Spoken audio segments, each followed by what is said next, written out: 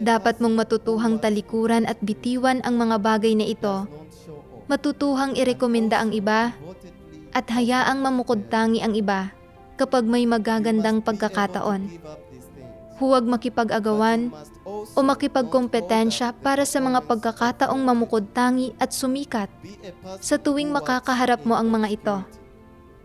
Dapat magawa mong isuko ang iyong mga personal na interes, pero hindi mo rin dapat maantala ang paggampan sa iyong tungkulin.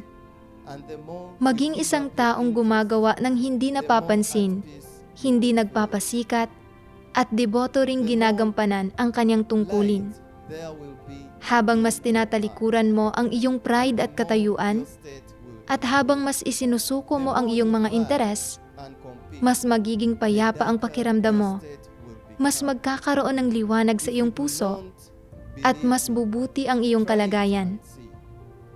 Habang mas nakikipag-agawan at nakikipagkompetensya ka, mas magiging madilim ang iyong kalagayan. Kung hindi ka naniniwala sa akin, subukan mo at tingnan.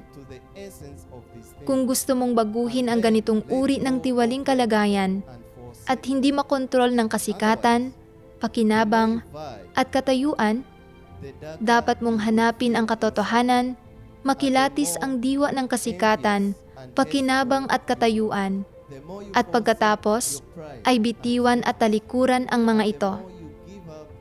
Kung hindi, habang mas nakikipag-agawan ka para sa kasikatan, pakinabang at katayuan, mas magiging madilim ang iyong puso. Habang mas nakikipag-agawan ka para sa mga ito, mas lalaki ang iyong inggit at pagkamuhi sa iba. Mas gugustuhin mong makipag-away para sa mga ito, at kapag nabigo kang makuha ang mga ito, mas matinding pagkamuhi ang mararamdaman mo.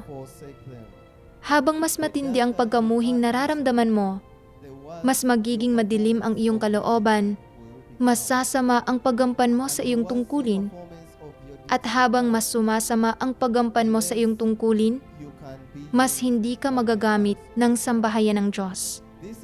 Isa itong magkakaugnay na malupit na siklo.